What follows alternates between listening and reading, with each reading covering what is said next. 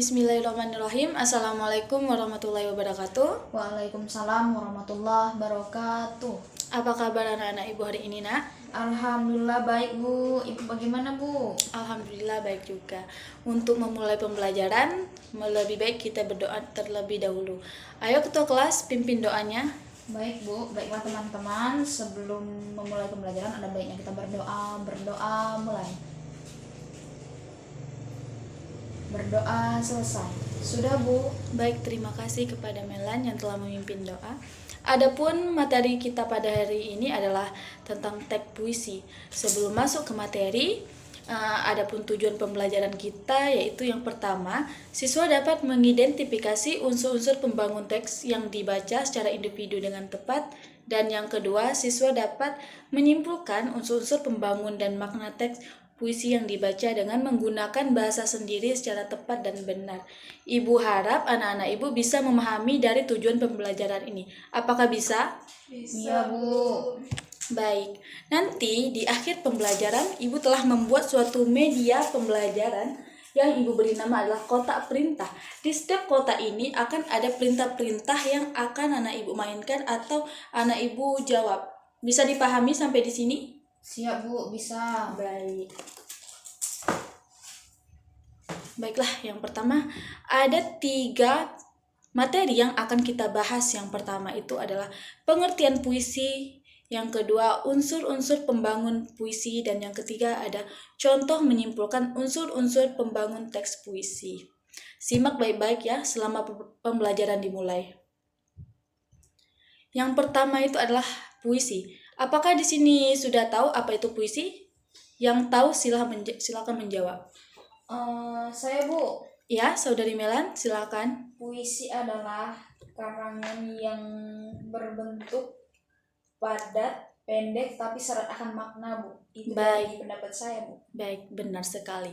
Ibu tegaskan kembali, puisi itu adalah teks atau karangan yang mengungkapkan pikiran dan perasaan dengan mengutamakan keindahan kata-kata. Berarti di dalam puisi ini kita mengekspresikan sesuatu. Puisi ini dijadikan sebagai media hiburan bagi diri sendiri maupun orang lain. Dan di dalam puisi kita dapat mengungkapkan berbagai hal seperti kerinduan, kegelisahan, atau penggunaan majas-majas yang membuat puisi itu menjadi lebih indah. Terus, menurut Haji Bibi Jasmine, puisi adalah suatu karya sastra yang diucapkan sebuah perasaan yang di dalamnya mengandung suatu pikiran-pikiran dan sebuah tanggapan-tanggapan. Jadi, di dalam puisi ini merupakan bentuk ide-ide seseorang menulis yang diungkapkan baik secara lisan maupun tulisan. Nah, apakah sejauh ini anak-anak ibu sudah pernah membuat suatu puisi? Pernah, Bu. Terus, diapakan puisi itu? Dibacakan atau hanya dipandang begitu saja? Ditulis dalam diary sih, Bu, ketika sedih, ketika lagi banyak masalah gitu, Bu, kalau saya. Oke, kalau boleh Ibu tahu, puisi itu bertemakan apa yang Ananda lakukan? Kalau baru-baru ini sih saya karena mengenang masa-masa waktu SD, saya buat puisi tentang perpisahan SD, Bu, begitu. Baik, berarti Saudari Melan ini sangat suka dengan puisi-puisi ya? Benar sekali, Ibu. Saya dari kelas 4 SD sangat suka dengan puisi. Oke, berarti setiap ada masalah atau ada kerinduan atau ada apa, pasti Saudari Melan langsung menulis puisi. Benar Iya, Bu. sekali? Ya, Bu, benar, Bu. Baik, kita lanjut ya, Nak. Oke, selanjutnya adalah unsur-unsur pembangun puisi. Di dalam puisi tentunya ada unsur-unsur pembangun. Unsur-unsur puisi merupakan suatu elemen yang sangat penting dalam sebuah puisi. Unsur-unsur puisi ini akan membentuk puisi menjadi sebuah karya yang memiliki kesan dan juga makna tertentu. Terdapat 2 macam unsur puisi. Yang pertama ada unsur intrinsik dan unsur ekstrinsik. Ada yang tahu apa itu intrinsik dan ekstrinsik? Bagi yang tahu silakan menjawab. Saya, Bu. Ya, Saudari Melan. Unsur intrinsik itu unsur yang membangun dari dalam kan, Bu. Sedangkan ekstrinsik itu unsur yang membangun dari luar kan, Bu. Baik, benar sekali. Unsur intrinsik puisi itu adalah unsur-unsur puisi yang membangun puisi dari dalam. Unsur intrinsik puisi ini masih terbagi lagi dalam 2 jenis, yakni unsur fisik dan unsur batin. Ada yang tahu unsur fisik itu apa, unsur batin itu apa? Belum, Bu. Baik, di sini akan Ibu jelaskan. Unsur fisik puisi adalah unsur yang merupakan sarana-sarana yang digunakan oleh penyair untuk mengungkapkan hakikat puisi. Secara umum, terdapat 6 unsur fisik puisi, yakni diksi, imajinasi, kata konkret, gaya bahasa, rima, dan topografi. Ada 6 unsur yang terdapat di dalam fisik puisi yang harus kita pahami, yang harus kita kuasai supaya puisi kita itu menjadi lebih baik, menjadi lebih indah dan mudah dimengerti. Sampai di sini paham? Iya, Bu. Baik. Yang berikutnya adalah unsur batin puisi. Unsur batin puisi merupakan unsur yang berkaitan dengan batin dalam bacaan puisi. Secara umum ada 4 unsur batin puisi, yakni tema, rasa, nada, dan amanat. Ada yang tahu apa itu tema, apa itu rasa, apa itu nada, dan apa itu amanat? Belum, Bu. Baik. Di dalam puisi itu kita harus menentukan tema sebelum menulis puisi. Harus memiliki rasa dalam puisi. Dan paling penting adalah ada amanat atau pesan di setiap puisi tersebut agar bermanfaat bagi pembaca maupun pendengar. Sampai di sini paham? Paham, Bu. Baik, kita masuk ke unsur ekstrinsik puisi. Benar kata Saudari Melan bahwa unsur ekstrinsik puisi itu yang terdapat di luar apa? Puisi. Ya, unsur ekstrinsik puisi adalah unsur-unsur yang membentuk puisi dari luar. Unsur-unsur ekstrinsik pada puisi antara lain ada unsur biografi, ada unsur nilai, dan ada unsur masyarakat. Bu, apa itu unsur biografi? Bu, apa itu unsur nilai dan apa itu unsur masyarakat? Nah, kita akan bahas satu persatu. Unsur biografi itu merupakan latar belakang atau riwayat hidup dari penyair puisi. Tentunya pengalaman hidup dari penyair akan memengaruhi karya puisi yang diciptakan. Sampai di sini paham? Paham, Bu. Berarti di sini misalnya kalian membuat suatu puisi. Misalnya Saudari Melan membuat suatu puisi, berarti harus ada riwayat hidup di dalam puisi tersebut. Bisa dimengerti? Iya, Bu. Oke, yang kedua itu ada unsur nilai pada puisi. Bisa berupa nilai-nilai di bidang ekonomi, politik, budaya, sosial, pendidikan, dan lainnya. Dan yang ketiga ada unsur masyarakat, merupakan kondisi dan situasi sosial saat puisi diciptakan. Unsur masyarakat bisa berupa keadaan lingkungan sekitar sehingga situasi politik suatu negara yang bersangkutan. Sampai di sini paham? Iya, Bu. Oke, kalau paham, ayo Saudari Melan. Di dalam unsur ekstrinsik puisi ada 3 bagian. Coba sebutkan. Yang pertama ada unsur bio. Saya lupa, Bu. Ulang, Bu. Ayo Tere, kalau Tere apa? Biografi. Iya benar, biografi. Terus ada unsur Nilai. Iya, yang ketiga ada unsur masyarakat. Baik, Oke, Bu. pahami lagi ya, Nak. Iya, Bu. Nah, berikut ini adalah contoh menyimpulkan unsur-unsur pembangun teks puisi. Baik, berikutnya adalah contoh menyimpulkan unsur-unsur pembangun teks puisi. Apakah anak-anak Ibu sudah membaca puisi yang berjudul Siapakah Engkau Corona yang Ibu share ke grup kemarin? Sudah, Bu. Nah, baik. Di dalam puisi tersebut mengandung struktur fisik puisi, di mana yang pertama ada diksi. Di dalam puisi tersebut yang menjadi diksi adalah corona, yaitu nama virus yang sedang mewabah dan membahayakan. Kata konkretnya yaitu memberikan kesan keganasan yang tertera pada engkau datang seperti bala tentara dalam operasi senyap. Menggambarkan keadaan manusia yang terdapat dalam gemerlap dunia, lupa dengan dosa-dosa. Yang selanjutnya adalah gaya bahasa yang terdapat pada penggunaan gaya bahasa yang mudah dipahami dan tidak bertele-tele. Berikutnya adalah rima. Di dalam puisi tersebut digunakan rima bebas dan Berikutnya adalah tipografi. Tipografi dalam puisi tersebut adalah tipe wawancara atau dialog antara pengarang dengan virus corona. Tapi corona tidak memberikan jawaban meskipun pertanyaan sudah diuraikan begitu detailnya. Akan lebih bagus jika kata-kata dalam puisi dibentuk dengan tipografi tanda tanya. Apakah sudah paham? Iya, Bu. Nah, yang kedua itu adalah struktur batin, yang dimana ada 4 struktur batin. Yang pertama ada tema, rasa, nada, amanat. Tema dalam puisi tersebut adalah wabah corona. Yang kedua itu rasa. Pengarang tidak menyukai kehadiran corona karena merugikan manusia. Yang terdapat atau yang terungkap dalam bacaan, apakah engkau hanya datang sebagai pengecut yang menyerang saat kami buta? Itu yang menandakan rasa. Yang kedua itu nada. Pengarang mengajak pembaca untuk tidak menyerah pada corona dengan waspada dan berdoa. Yang terdapat atau diungkapkan dengan kata-kata, peluru-peluru sedang kami siapkan dari doa-doa yang setiap saat kami rapalkan.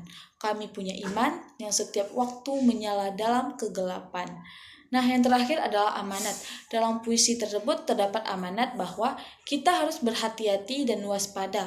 Jangan lalai dalam iman dan takwa, karena manusia itu adalah fana.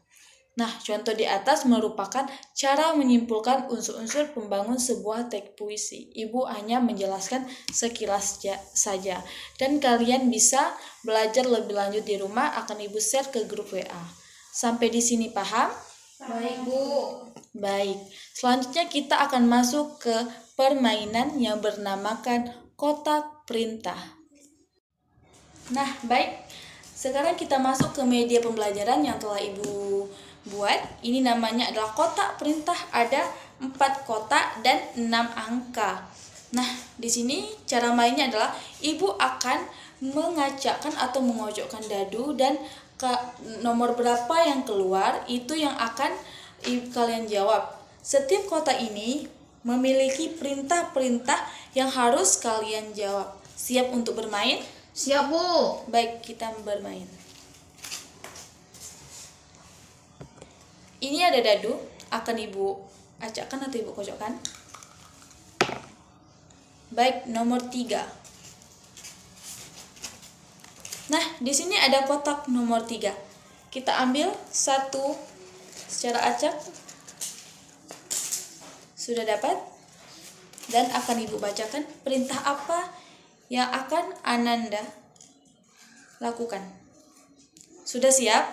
Siap, Bu. Sebutkan struktur fisik puisi. Baik, Saudari Melan, silahkan menjawab. Unsur fisik puisi itu ada diksi, imaji, kata konkret, gaya bahasa, rima, dan topografi, Bu. Nah, benar sekali. Apa yang dijawabkan oleh Melan itu adalah benar sekali. Itu termasuk ke dalam fisik puisi. Dan selanjutnya, Saudari Teresia akan Ibu acakkan lagi dadunya. Dan Saudari Teresia akan mendapatkan nomor. Ulang, kena nomor 3 lagi. Ulang lagi. Oke, nomor 1. Siap, Teresia? Siap, Bu. Baik, Teresia mendapatkan perintah. Buatlah 1 bait puisi dan bacakan secara lisan. Apabila Teresia tidak sanggup, akan Ibu lempari ke teman yang lain. Atau bisa skip ke nomor yang lain. Bisa, Bu. Bisa. Ayo Teresia, coba bacakan puisi yang Teresia siapkan.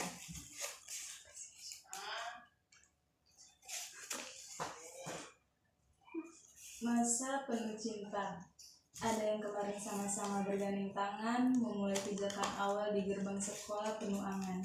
Seragam merah putih yang elok dipandang menjadi cerita yang penuh kenangan. Puisinya Baik, ayo berikan tepuk tangan untuk Teresia Gabriela. Nah, di situ adalah contoh dari media pembelajaran Ibu yang Ibu rancang sebaik mungkin.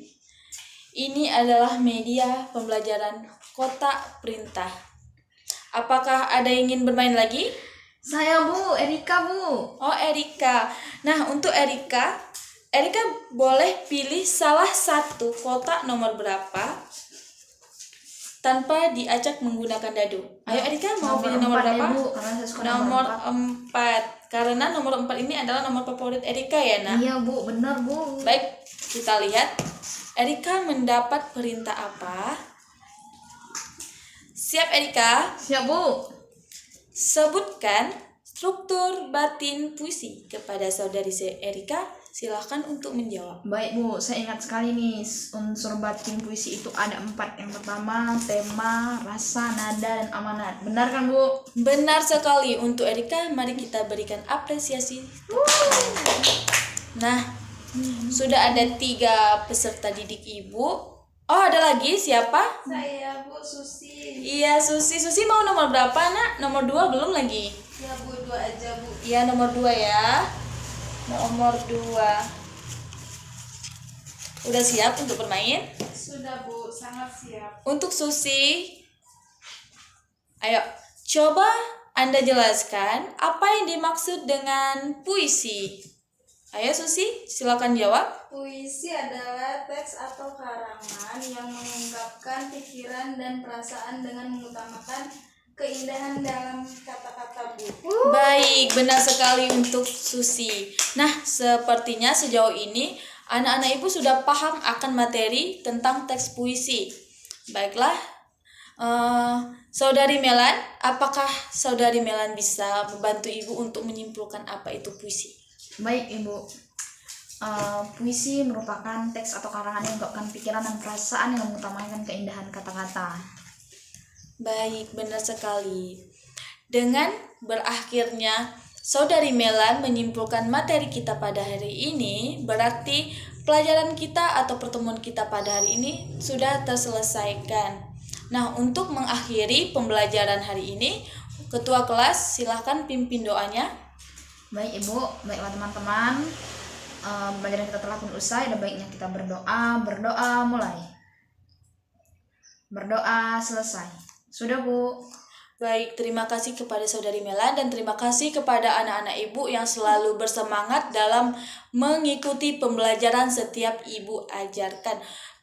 Mari kita berikan apresiasi untuk diri kita sendiri.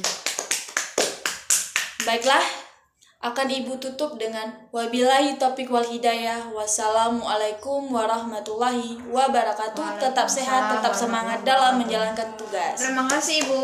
Sama-sama.